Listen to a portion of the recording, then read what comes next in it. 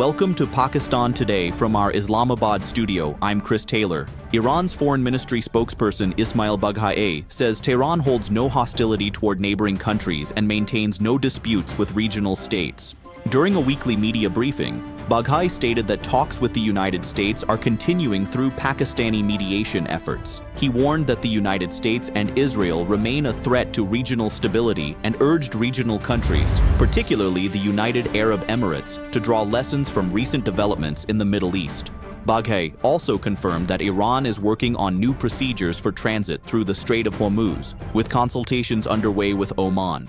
Meanwhile, U.S. President Donald Trump has again issued a stern warning to Tehran, saying Iran has very little time left to make a decision and should immediately reach a deal or face severe consequences. The United Nations Secretary-General Antonio Guterres has expressed deep concern over reports of drone strikes near the Baku nuclear power plant in the United Arab Emirates.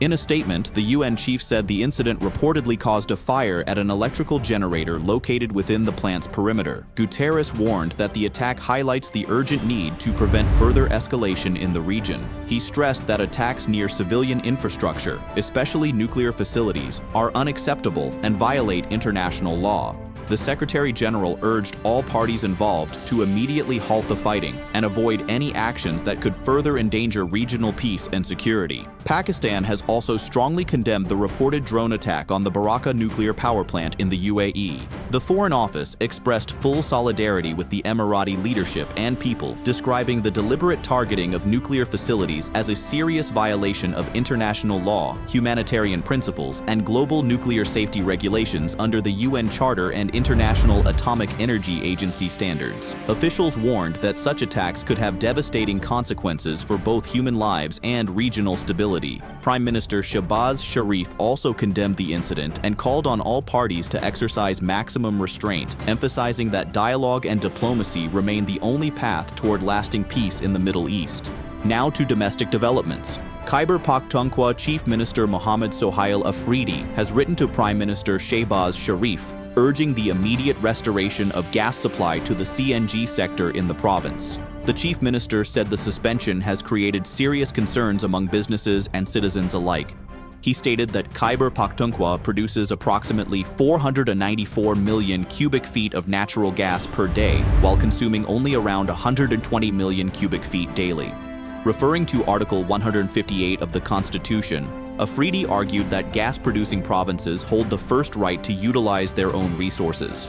He warned that continued diversion of gas supplies could lead to unrest, job losses, and rising transport costs, while also requesting a meeting of the Council of Common Interests to address the issue. For more on political and development activity from Punjab, we now go to our correspondent Drake Rowland in Lahore. Thank you, Chris.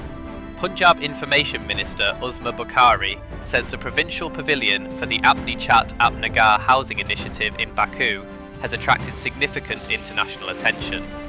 According to the minister, Chief Minister Maryam Nawaz Sharif is presenting major development projects during the ongoing event.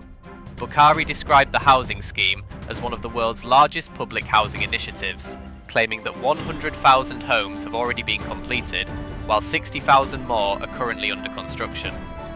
The Punjab government says the long-term target is to provide housing facilities to 500,000 families over the next 5 years.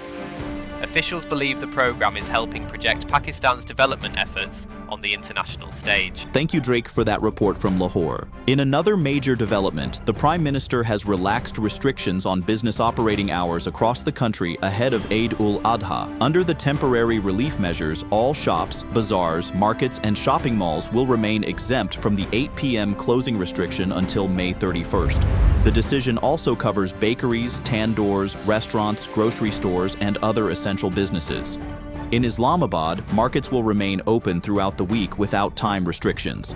Punjab has already announced similar relaxation measures until June 1st in view of Eid shopping activity and increased consumer demand. Meanwhile, preparations for Eid al-Adha 2026 are gathering pace as livestock markets across Pakistan witness heavy trading activity. Major cattle markets in Lahore, Karachi, Islamabad, Peshawar, and Quetta are crowded with buyers and sellers searching for sacrificial animals. However, rising inflation continues to place pressure on consumers, with prices of goats in many areas exceeding 100,000 rupees. Citizens are urging authorities to monitor the markets and prevent artificial price hikes. Traders, on the other hand, say increased feed prices and higher transportation costs are driving the surge in animal prices this season. That's all for now. You're watching Pakistan Today. I'm Chris Taylor.